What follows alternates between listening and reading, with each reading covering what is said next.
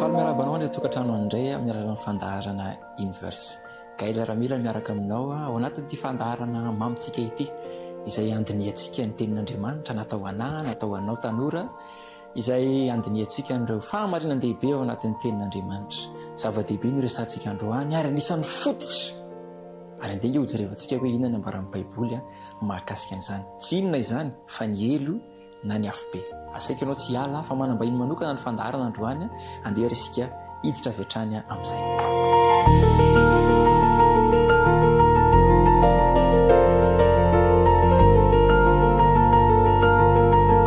Araka nefa nambarako teo dia manambahiny manokana isika androany dia tsy iza moa izany fa hiasina sy hianto faly miarabanareo atao anatin'izao fandaharana Universe izao izay rahantsika mandinika roa hevitra saro-paliana, saro-pantarina dia jerevantsika hoe inona ny marina mahakasika an'izay.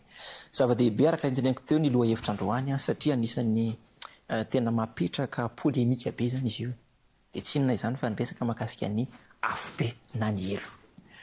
Matetika zany anisan'ny araka inteneniko teo pertinent zany sujet zany satria raha miresaka amin'ny tokom-pivavahana hafa isika dia mety tsy voaresaka matetika ny hoe afo be zany, misy afo mandoro, ny afo anie mandoro fa rehefa miresaka fivavahana kristianina dia anisan'ny voaresaka ao mihitsy ny afo be.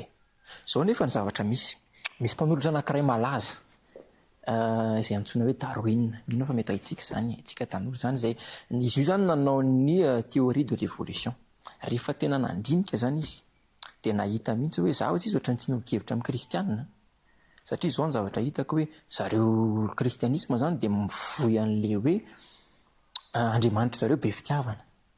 Fa io Andriamanitra zareo be fitiavana iny nefa dia nanomana toerana anankiray dia io toerana anankiray io izy andefasana an'izay olona tsy tia anazy.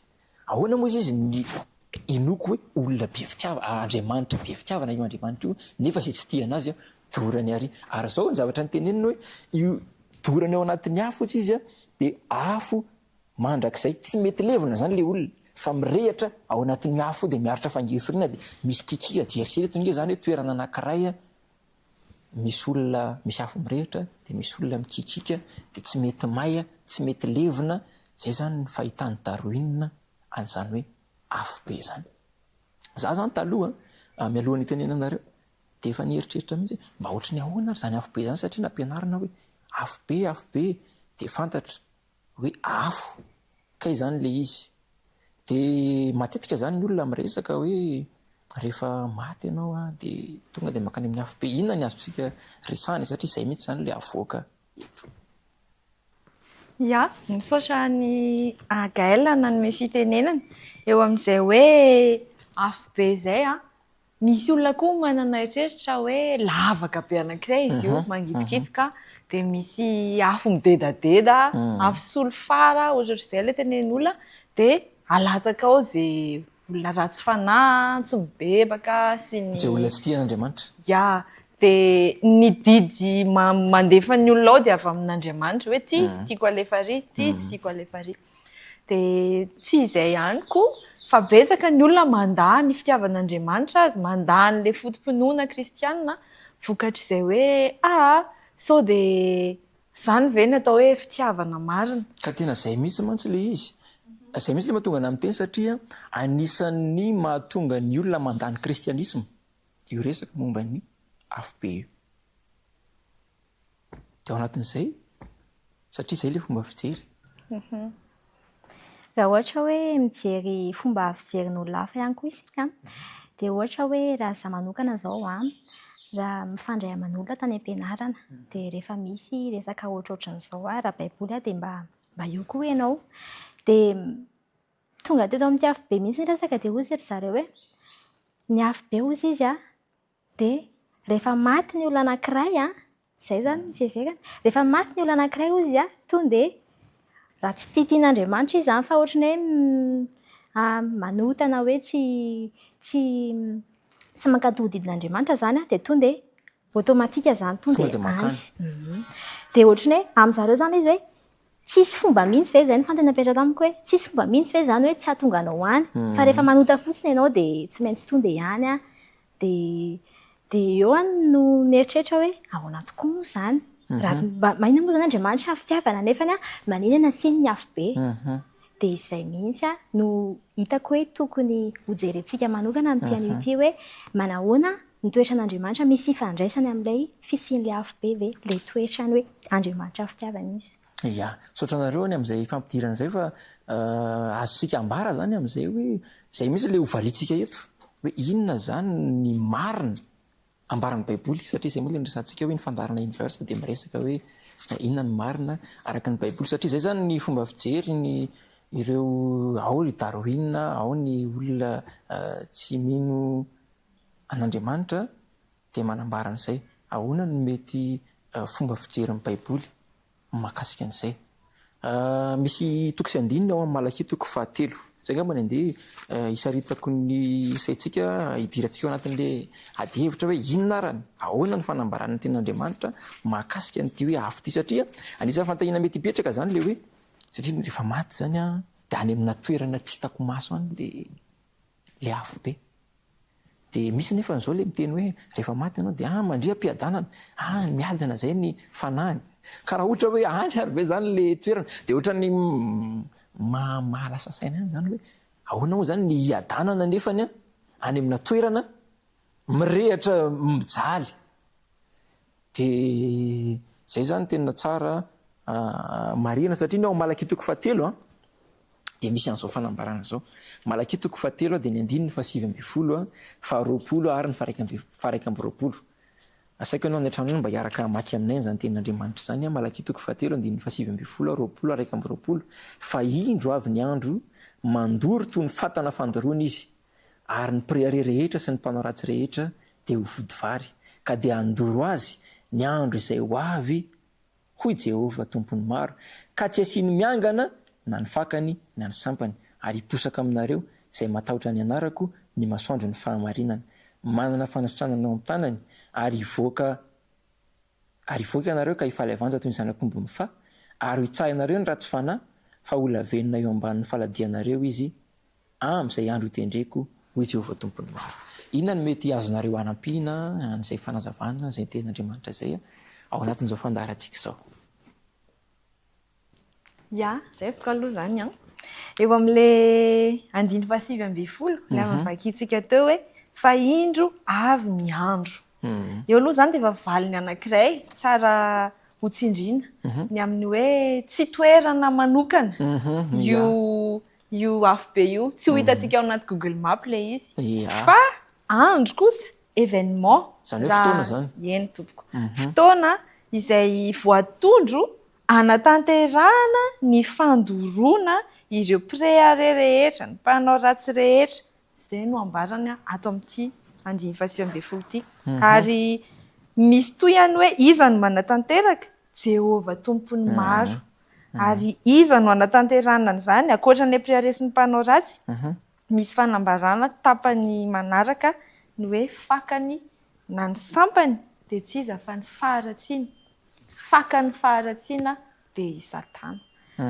Zany hoe raha fitiniko zany dia andro manokana anatanterahana ny fandoroana hatramin'ny fakany sy ny sampany ny faharatsiana. Iza no manatanteraka Jehovah tompony maro. Ya, raha raisitsika zany izay zavatra niresahany amin'izay ary nisy any intéressant be zany izay le hoe aika zany tsy toerana manokana le afo be araka ilay teneniny teo hoe mety tsy hitanao Google Map le izy satria raha raisiko izao le any Darwin teo dia Darwin nieritreritra mihitsy hoe ohatrany hoe tontolo anankiray zany hoe tsika eto velona dia any koa misy tontolo dia any nefa efa mandeha le fandoroana fa raha mijery an'izay zany tsika dia le hoe aika zany raha raisiko le andiny fa 7:20 resahany andro teo dia hoe ho avy ny andro ho avy ny fotoana zany hoe fotoana mihitsy kay ity afo be ity zava-dehibe izay sao dia manakambara asina mahakasika an'izay. Eo amin'izay hoe fotoana izay indrindra mihitsiny andengy mba ho jerentsika asaiko ianao namanakaila mba hanokatra ny ao amin'ny Matthieu toko 7:20 Matthieu toko 7:20 andiny fa 7. Eto amin'ity toko sy andiny izay asaiko vakianao ity dia eo no hoentiko hanamaritana antsika hoe roviana ary ilay izy satria izy tsy maintsy ho avy. Ya, Ohatrany hoe fotoana zany le izy dia tsy maintsy hoe oviana ary le izy dia asaiko ianao mba hamaky azy. matetika fa 10 ka ny andininy fa 7 koa tahaka ny anangonana ny tsy parifary sy andoroana azy ao amin'ny afo dia toy izany ny atao amin'ny fahataperana izao tontolo izao. Oviana moa izy amin'ny fahataperana izao tontolo izao. Izany hoe raha mieritreritra zany sika ny an-trano any hoe amin'izao andro izao, amin'izao iainantsika izao mihitsy nefa misy le afo be dia raha jerentsika io baiboly io mbola tsisy zany le izy fa mbola miny amin'ny fahataperana zany hoe mbola ho avy le izy satria raha mieritreritsika hoe amin'izao fahataperana ohatry mbola tsy fahataperana izao tontolo izao ohatry mbola mihitsy zany hoe mbola ho avy zany le izy tokony tsy hampanahintsika zany satria mbola afaka miomana isika manoloana an'izay zavatra izay iseho izay. Ohatrany afaka kokoa zao ny tahotrako aloha zany zao raha nahenao zany talohaloha satria za zany tamin'ny mbola kely dia anisan'ny ohatrany hoe nampianarina anay zany hoe misy afo be dia misy paradisa. Rehefa manao tsara ianao dia makany amin'ny paradisa fa rehefa manao ratsy ianao dia makany amin'ny afo be. Dia ohatrany hoe miezaka zany ianao zany tsy manao ratsy noho le tahotra an'le afo be izay atahorana hoe sao dia mahay amin'izany fa taty afara zany zay vao manomboka mihazo ary za fanazavana izay zao hoe aika le izy fotoana manokana rahovina le fotoana amin'ny fahataperana izao tontolo izao. Dia izay zany efa entintsika hamalina sady an'ilay hoe ohatrany misy fahadisoana ilay fomba fiterin'ny Darwin izay nieritreritra hoe efa mirehatra any izay ny havany sy ny rahalahiny sy ny namany satria raha izay ka zay zany zao misy dia raha andray eritreritra zany tsika zany hoe Hitler zany mety enjakenjana ihany satria Hitler zany zao tamin'ny vanim-potoana ny ainany tamin'ny 1940 1945 zany dia anisan'ny be lehibe ny mpivavaka maty teo amin'ny 6 millions de personnes teo no maty tamin'izay fotoana izay. Raha le voalohany teo zany raisitsika hoe toerana manokana sy amin'izao fotoana izao dia nanomboka tamin'ny 1945 zany Hitler no efa nirehatra tao hatramin'izao dia namba enjakenjana raisitsika zany nikaina ohatra hatramin'ny namoronana amin'izao tontolo izao raha hoe tena izay zany misy hoe any amin'le toerana any dia mirehatra zany dia misy olona tonga vaovao indray dia mirehatra fa mazava misaotra anareo amin'izay fanampy ny mpanazavana izay hoe aika zany fotoana manokana atao any am-parana izy io ary tsy toerana manokana fa événement. Zava-dehibe tokoa izay. Iando moa zany teo somary nanatsidika an'le hoe sampany sy fakany satria raha ao anatin'io toko sy andininy io amin'ilay malaky toko 7 teo amin'ny andininy 7 ihany dia somary nanindry an'izay izy hoe fakany sy sampany dia niresaka teo ihany hoe famongorana faharatsiana sao dia misy fanampanazavana satria matoa zany eto nge dia miresaka tsika hoe za le miditra any amin'ny afo be na olona le resantsika fa maninona olona ny resantsika nefa fakany sy sampany no resan'ny ten'Andriamanitra. Mety hoe misy hevitra manokana ve zany izay? Ny fiainantsika eto an-tany moa dia misy an'izay hoe relation de cause à effet zay. Misy ny cause nahatonga an'le afo be na ninona no tsy maintsy nasiana ny afo be. Ny tanjona namoronan'Andriamanitra ny olombelona dia tsy nisy faharatsiana zany fa noho ny satana sy ny hevitra ratsy izay narosony tamintsika olombelona dia leketsika koa dia lasa tonga ny faharatsiana, ny fahoriana, ny fahafatesana ny ranomasy zavatra be lehibe. Ohatrany tiako marina kely le hoe Andriamanitra namorona antsika tao anatin'ny fiadanana tanteraka. Fiadanana. Dia tiany ny hamerina an'izany fiadanana izany mba hiainantsika zanany.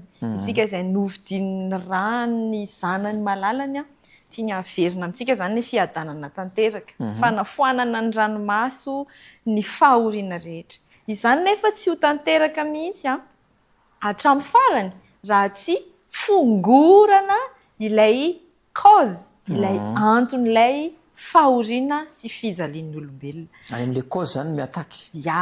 Ka izay indrindra arak'ilay toko sy andiny vakitsika ilay tapany farany teo hoe ny fakany na ny sampany toy ny hazo anankiray raha ohatra ka doranao fotsiny izy kapainao izy de doradoranao kely eo ambony eo fa ny fakany mbola mamikitra amin'ny tany de zany mihitsy ny lalan'ny natiora mbola afaka hitsimoka iny ary mbola androbona indray ariny avy eo fa raha tena ongotana hatramin'ny fakany tsy izy tavela ntsony amin'ny tany de tapitra hatreo ny tantaran'iny hazo iny de ohatr'izay koa ny tanjon'Andriamanitra amin'le hoe fakany sampany hodorana tanteraka de nambara teo hoe tsy iza le fototry ny faharatsiana fa satana zany hoe satana mihitsy zany ny cible ao anatin'io afo be io izy aloha ny acteur principal hodorana voalohany avy eo manaraka ireo izay manaiky ny hevim-pesiny na de efa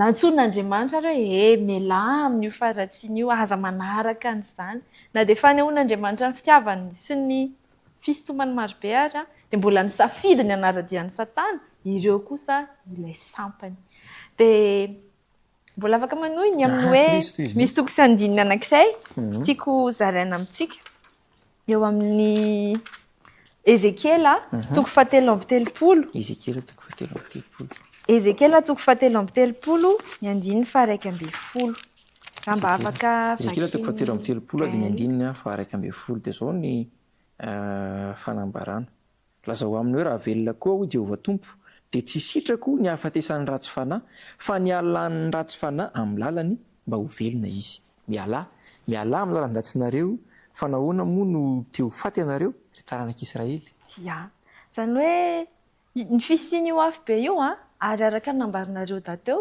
hoe tao contradictoire amin'ny fitiavan'Andriamanitra ny fisian'le afo be fa raha maritra mandrakizay tokoa le afo be io dia tsy fitiavan'Andriamanitra fa raha ohatra ka fotoana anankiray amongorana fotsiny dia vita dia izay ny fanehoana fa tena fitiavan'Andriamanitra ary ny olona izay ho faty ao anatin'ny afo be ambaran'ilay Ezekiela teo hoe tsy sitrak'Andriamanitra ny hafatesany zareo tsy sitrany amin'izany mahafitiavana anazy zany hoe voary nohariany ve dia andeha ho ampijalijaliana anatin'ny afo be fa noho ny tsy fialany tamin'ny lalan'ny ratsy dia le fahotana sy le fototry ny faharatsiana ny tiana vonoina fa izay mamikitra amin'ilay izy dia miara levona aminy dia raha ravo kely aloha zany zay partie zay le hoe fa maninona nanasongadina le sampany sy rantsany dia ohatrany tiako be ilay hoe tsy maintsy fongorana amin'ny fotony mihitsy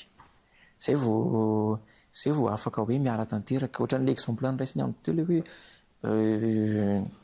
tena le fakan'le hazo mihitsy raha vao rantsany fotsiny no tapahana dia mbola maninona foana mbola mitsiry foana dia ohatr'izay koa zany ny ratsy hoe na zavatra tsara io na zavatra ratsy ka ny rantsany fotsiny na zay fotsiny no tapahana dia mbola maniry ihany iny ka zava-dehibe zany zay hoe aike zany le anton'le afo dia tena famongorana tanteraka an'ilay faharatsiana mihitsy manao ahoana Iasina sao dia misy azo zaraina mahakasika an'izay hoe famongorana amin'ny fotony ratsy ny sampany eo amin'izay hoe famongorana ny ratsy izay raha ohatra hoe mieritreritra asika ataoko ohatra hoe eritreretintsika hoe misy le afo be amin'izao dia misy le ratsy makany misy le ratsy fanahy zany makany dia efa maninona mbola mitohy foana ary le faharatsiana raha ohatra hoe misy le makany satria satria le any zany tokony mandevona an'le satria raha ohatra hoe le any zany tokony hoe tonga dia tsisy intsony zany le faharatsiana fa tokony efa mba milamina mampirindranotsika fa maninona misy foana le izy fa maninona mbola misy foana le izy dia andenge mba hojerentsika hoe ohatry ny ahoana arany dia hoe toetoetrin'izay le afo be eritreretintsika izay hoe satria masina hoe maritra mandrakizay dia andenge mba hojerentsika hoe mandrakizay araka ny eritreretintsika tokoa ve le izy hoe misy foana sa hoe ohatry ny ahoana le izy dia angatahako ianao mba maky ny ao amin'ny intéressant be zao zay Tesalonianina faharoa Tesalonianina faharoa toko voalohany andiny fafito ka hatramin'ny fahasivy Tesalonianina faharoa dia hitantsika ao amin'io toko sy andiny hoe iza le olona ary Tesalonianina faharoa toko voalohany ny andininy Tesalonianina faharoa toko voalohany fafito ka hatramin'ny fahasivy andininy fafito ka hatramin'ny fahasivy ary ny anome fitsaharana anareo izay ampahoriana kosa mba amin'ny tenanay raha iseho jesosy tompo avy any an-danitra mba amin'ny anjelyny heriny amin'ny afo midedadeda hamaly izay tsy mahalala an'Andriamanitra sy izay tsy manaiky ny filazantsarany jesosy tompontsika dia olona izay hiara ny fahamaliana marina dia fahaverezana mandrakizay avy amin'ny fanatrehany tompo. Dia tiako asokajina ao anatin'io toko sy andiny hoe fa maninona ny misy ny olona tena hoe tsy maintsy ho any ihany. Mba misy nefa ny olona tsy mankany dia mba ho jerentsika hoe iza ilay olona tsy mba ho any amin'ilay afo be fa mandova ilay paradisa araka tentsika hoe fiainana mandrakizay. Dia iza ilay olona dia andeha mba dia ho jerentsika ao amin'ny azafady ao amin'ny Isaia 7:30 andiny 7:10. Isaia 7:30 andiny 7:10. Isaia 7:30 ka ny andininy 7:10. Fakiko indray ny teny raiky tahotra ny mpanota oziona oroorony no azo mpiatsara velatsia izy amintsika no ahatoetra amin'ny afo mandevona izy amintsika no ahatoetra amin'ilay lafo mandrakizay. Izy amintsika hoy izy ilay lafo mandrakizay. Inona ny dikan'ilay hoe mandrakizay eto? Satria mieritreritsika hoe mirehatra foana zany io afo io ary misy mihitsy hoe tsy mety maty ilay afo izay rehetra ana dia any daholo.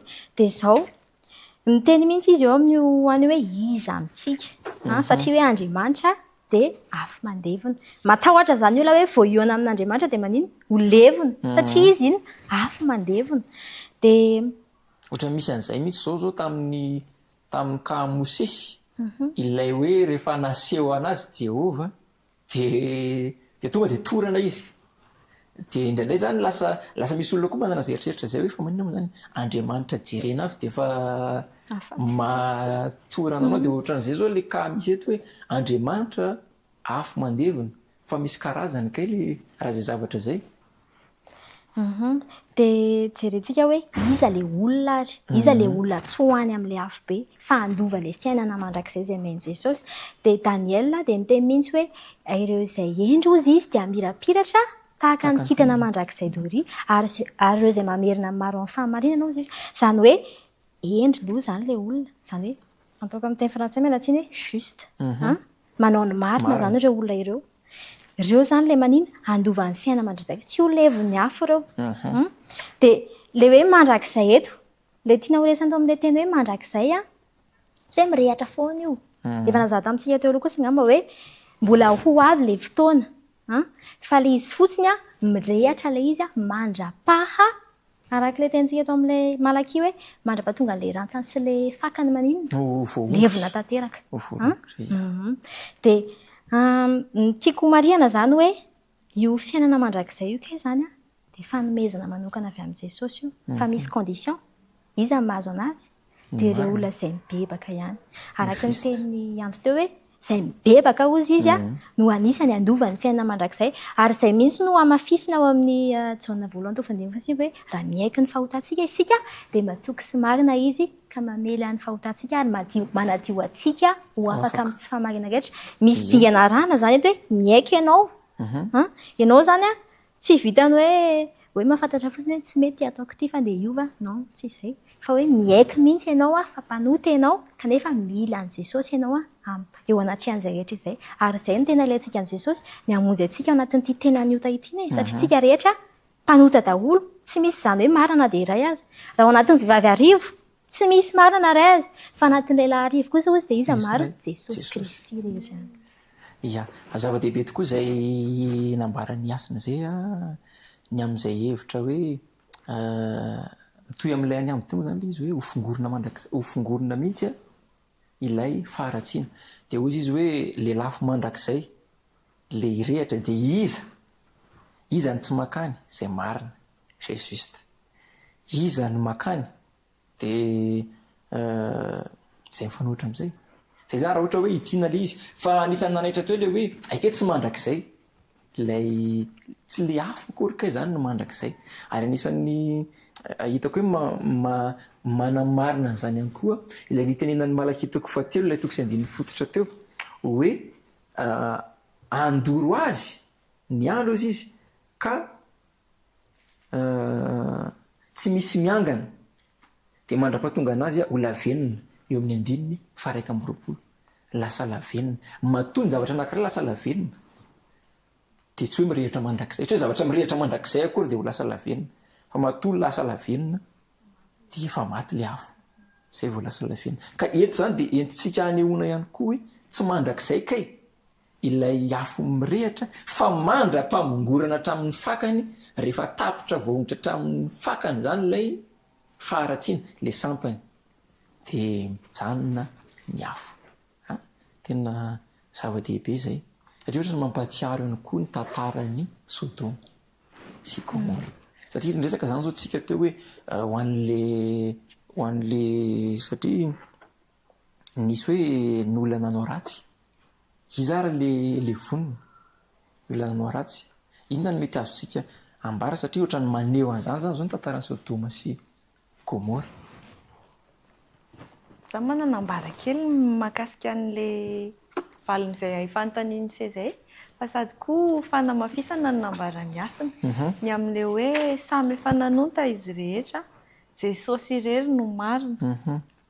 Karaha vao zany dia ka sy tonga dia afo be direct. Ya, satria tsika rehetra tsy misy marina na dia iray akory azy fa ny marina amin'ny finoana no velona. Misy an'izay koa amin'ny Romanina amin'ny Romanina bokin'ny Romanina dia 3:17b izay raha tsy diso. Dia rehefa mijery an'izay zany tsika izay mandray ny fahamarinan'i Jesosy. Jesosy irery zany ho an'izay tsika présent rehetra no tsy ho any amin'ny afo be.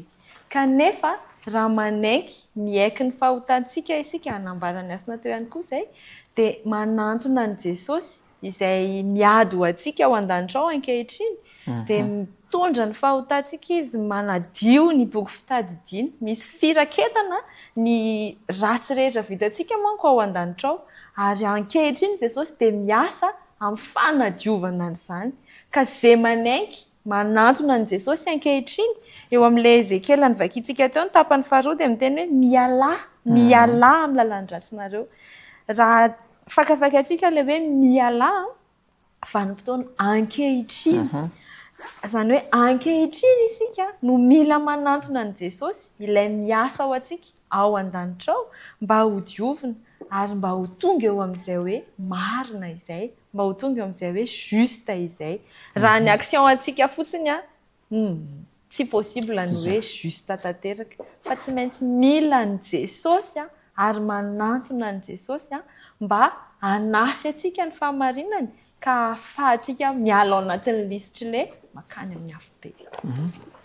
Raha kely an'ilay hoe ohatra namena hoe Sodoma sy Gomora. Haintsika tsara ny tantara hoe nandatsaka afo Andriamanitra nandevina an'io tanàna io. Izany tsy midika hoe izay mantsy ilay iny testy tiako tena hoe tsy midika hoe nandatsaka afo Andriamanitra dia mandrakity ny androany mbola ao ilay tanàna dia mbola ao ilay mponina atao dia mbola mahay ao daholo izany zareo fa ny zavatra hitantsika kosa amin'izao dia maninona lavenina sisa. Izany hoe lavenina mpandrapaha ina zany filazako an'izany hoe mpandrapaha tonga ny Sodoma sy Gomora ho levona tanteraka zany dia maritra ilay afo. Izay ilay hoe mandrakizay. Izay ilay mandrakizay tiana resana eny izany hoe ilay mandrakizay zany mandra-pahalevona. Fa tsy hoe mandrakizay.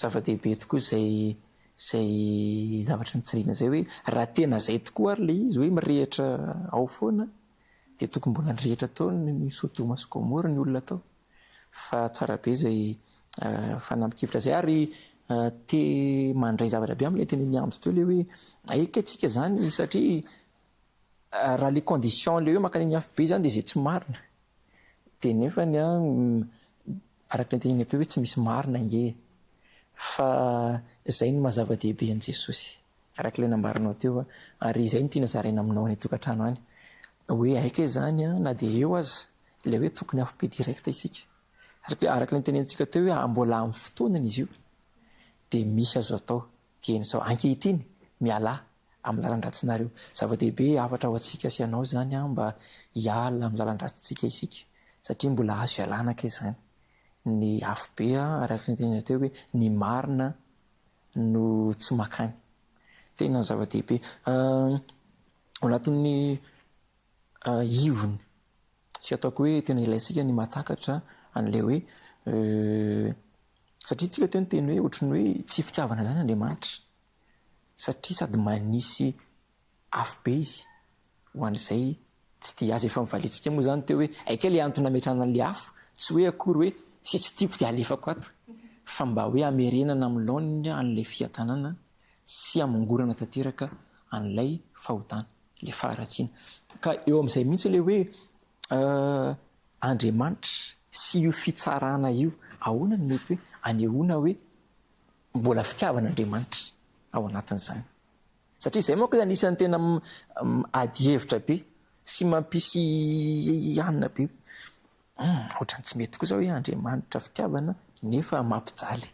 Ahoana ny mety anehoantsika hoe tena fitiavana zany Andriamanitra zany.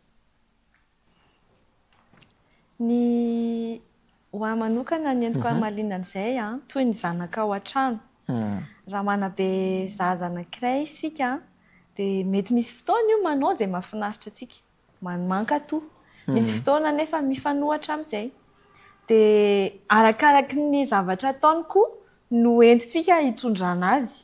Indraindray izy mahazo sazy, indraindray izy mahazo fanomezana fa ny fitondrantsika azy eo amin'ny fanasaziana na fikapohana nefa tsy midika hoe tsy tia azy ireo isika fa vao mairana izany tafiditra ao anatin'ny drafitry ny fitiavana azy mihitsy, tsy avela hitombo ny zavatra tsy mety sy tsy ara-dalàna izay ao aminy fa fehezina ary tena hoe fongorana raha azo atao.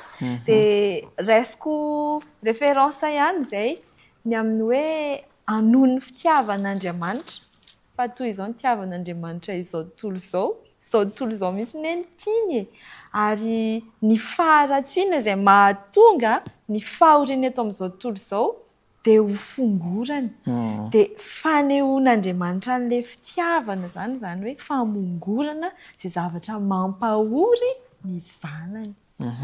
Ohatrany tiako be izay hoe fanehoam-pitiavana ilay fanasaziana ary zava-dehibe tokoa zany le hoe eny na malagasy ary ny miteny hoe ny zanaka tiana tsy tsitsiana arotsaka azy dia eto zany marina tokoa izay voalazanao izay hoe marika n'ilay fitiavana kay zany ny antony nametrahana n'ilay afo ary manamafy an'ilay hoe ny zanaka be desina ao an-trano fa ohatrany mahatsiaro an'ilay sary indray aho hoe raha ohatran'izay tany am-pianarana zao tamin'ny anatra dia misy an'ilay ankizy zany hoe ao am-pianarana zany izy dia fa tenenina hoe zao zavatra tsy azo atao dia ireny ankizy ireny le mbola manao foana dia rehefa tapitra ny avertissement dia renvoyer le renvoi ve tsy fitiavana sa fitiavana azo jerena mihitsy izay hoe fitiavana satria mba tsy hifindra amin'le mpiara-mianatra rehetra le virus avy amin'le ankizy anankiray dia tsy maintsy renvoyena zany izy dia ohatr'izay mihitsy zany ty sary amin'le hoe afo be ty hoe mba tsy satria araka ny tenentsika teo hoe le faharatsiana mihitsy no fongorana. Dia misy andalateny ny apokalipsy 20 ohatrany hoe tiako zaraina manamafy an'izany 9 satria tsika ny teny teo hoe any am-parany any no hitranga le afo dia manao hoana ny fitrangana ny apokalipsy 20 niakatra namaky ny tany izy dia nanodidina ny tobony ny olona masina sy ny tanàna malala. Io zany le olona ratsy fanahy io resahana io dia ozy izy hoe ary nisy afo nidina avy tany an-danitra ka nandany azy. Koa zany anehoana hoe aika ity afo be ty tsy hoe misy lavaka dia misy afo mirehatra dia atsipy ao le olona fa olona ety ambonin'ny tany dia manino misy afo avy any an-danitra dia milatsaka ohatran'ilay Sodoma sy Gomora ny resantsika teo dia voaresaka eto mihitsy hoe nandany azy levona dia miverina amin'ilay malakitoko 7 hoe misy ampahan'olona nefa manitsaka n'ilay lavenina toy zany misy olona miaraka zany eo dia misy an'reto antokony olona reto levona dia reto lasa lavenina dia reto antokony olona reto manitsaka n'ilay lavenina.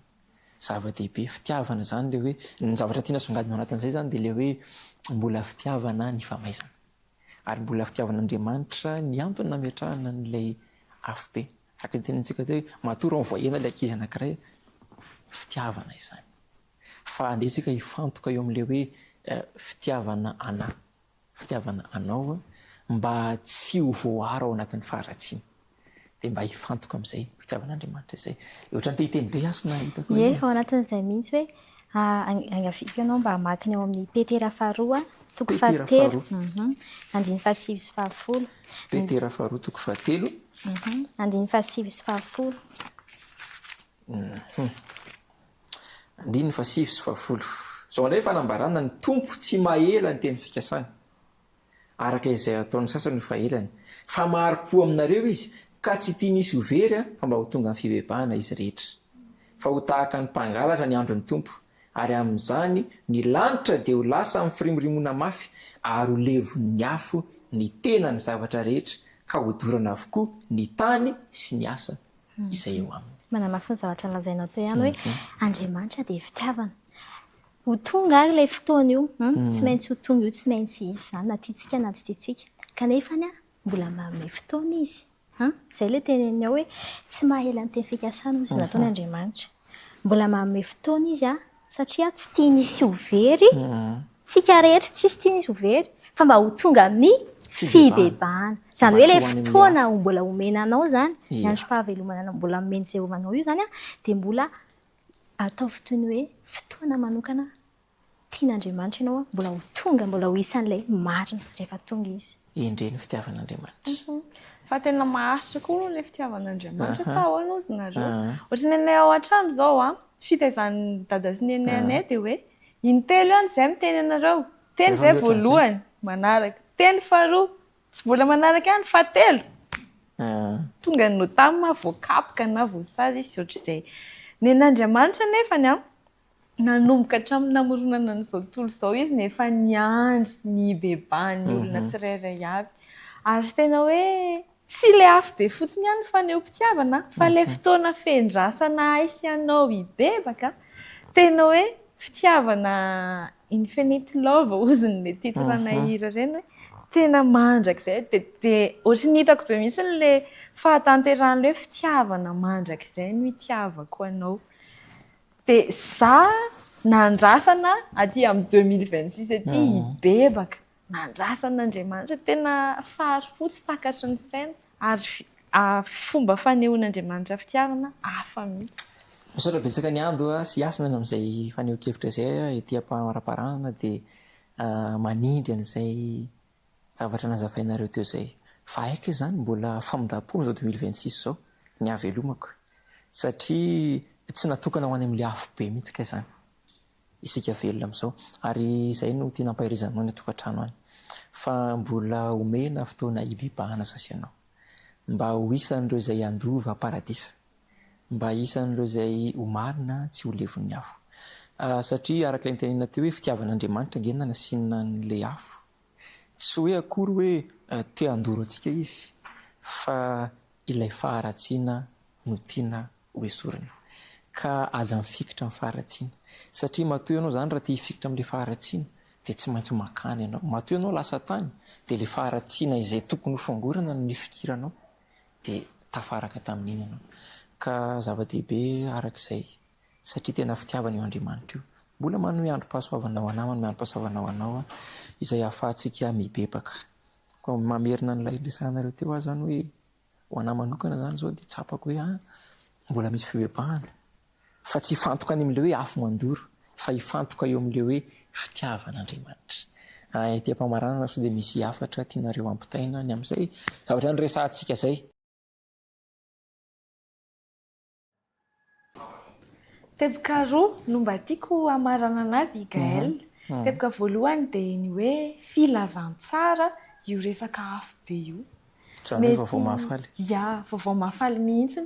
Tamin'ny voalohany mety hoe natahotra, very hevitra ny amin'ny hoe hirifiry sy hororo mandrakizay. Fa teto dia nahita isika fa fanehoam-pitiavana izany. Satria nahoana famaranana ny fahoriana sy ny faharatsiana eto an-tany izany. Fotoana hamaranana azy mandrakizay. Tsy isy miverimberina intsony. Tsy izy hoe marary kibo androany dia rapitso marary andoha. Fa tena hoe tapitra tanteraka. Dia ny poa faharoa ny amin'ny hoe Jesosy irery ihany no hitondra mandrakizay ny vokatry ny fahotana. Inona ny tianambara? Ny voary iray manontolo ho an'ny zavaboary na ny olombelona na ny zavamaniry na ny biby izay niara ny vokatry ny fahotana. Fatatsika ohatra hoe ny olombelona mety maty, ny zavamaniry lasa mety lo, ny biby ny masika, tsy hisy tsony izany fa hiverina amin'ny laoniny hatramin'ny nanamboaran'Andriamanitra anazy tamin'ny voalohany. Fa Jesosy irery ihany no hitondra izay vokatry ny fahotana izay mandrakizay, dia tsy inona fa ireo olatra eo amin'ny tanany sy ny eo amin'ny lany voany. Ireo ihany izany no mariky ny fahotana hijanona mandrakizay ho hitantsika. Fa na ny afo be ary tsy haharitra mandrakizay. Fa ny porofo ny fitiavan'Andriamanitra teo amin'ny Jesosy, izay no Zay ilay maharitra. Aleloia. Ny amin'ny tinako anazy angamba dia fampieritrretina antsika mpiaino. Any hoe rehefa tonga izay fotoana izay dia tsy maintsy hahita an'Andriamanitra daholo, hahita ny voninahitr'Andriamanitra daholo sika rehetra, fa tsy maintsy mizara roa nefa ilay izy. Na atao amin'ny ankavianao na atao amin'ny ankavanana. Na ianao ilay manao ny marina na ianao ilay manao ny diso. Fa ny fampieritrretina ataoko amintsika mpiaino hoe raha dian'izao tsika, miankina amin'ny fifandraisantsika amin'Andriamanitra dian'izao io zavatra hitrango io. Raha tsara fifandraisana amin'Andriamanitra sika dian'izao tsy hampatahotra antsika anie izany zavatra ho avy izany. Izany mihitsy ara iny fahatongavana iny fotoana iny mihitsy ara no miaratsiny amin'ny teny frantsay hoe hiconfirmer ny choix nataontsika hoe ny andany tamin'izy ianao tamin'ilay fotoana nahavelomanao. Ny andany tamin'i Jesosy ve ianao sa ny andany tamin'ilay Satana? Fa antsika no mieritreritra ary antsika no misafidy izay tiantsika hiandaniana. Dia mbola fotoana mety nefa izao atolory an'i Jesosy ny fiainanao. Eny ary ety am-pamaranana dia zava-dehibe tokoa ny nandiniantsika ny mahakasika an'izay hoe helo na ny afo be izay. Amino fa atao aoriana ity fandaharana ity dia hiova ny fomba fijerinao. Ny tany tokantrano tany arak'izay ilay hoe haika vaovao mahafaly ny afo be. Satria ilay vonona miaraka amin'io ny zavatra ratsy rehetra. Dia misy ten'Andriamanitra milaza hoe tsisy fahafatesana intsony, tsisy alahelo, tsisy fitarainana, tsisy fanentainana, fa efa lasa ny zavatra taloha. Aika izany miaraka levona ao anatin'izany daholo ilay zaly mitaintaina, miahiahy, tena fifaliana, filazantsara. Ka mba hiovana ny fomba fijerinao ny afo be manomboka izao. Tsy hoe akory toerana fampijaliana, fa toerana natao fotoana, tsy toerana, fotoana natao hamongorana ny fahotana. Fitiavan'Andriamanitra anao mba tsy hibaby ny vokatry ny fahotana mandrakizay araka ilay nazavaina teo, fa mba ho tapitra hatreo izany vokatry ny fahotana izany. Dia efa nitsiriana teo koa ilay hoe amin'ny fotoana io ange dia averina amin'ny laoniny daholo ny zavatra rehetra ary nazana ianao dia hovana. Amin'izay izany mety tsy azoko intsony izany ny vatako fa mety mba kosto kokoa ohatra, satria hoe hovana satria mety vokatry ny faharatsiana.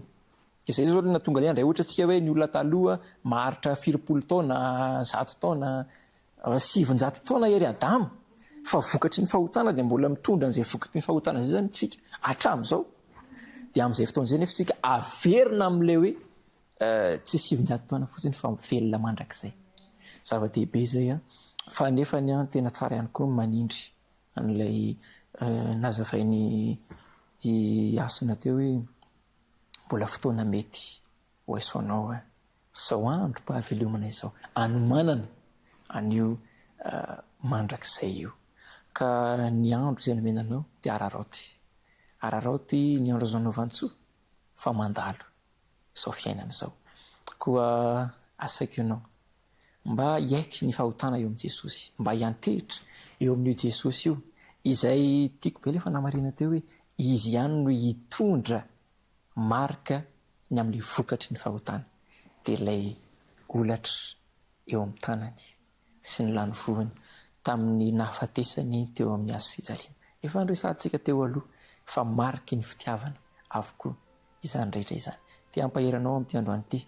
Mety efa latsaka tao anatin'ny ahiahy ianao hoe manao ahoana izany afo be izany sao dia mba hakany fa jereo ny fitiavan'i Jesosy ianao.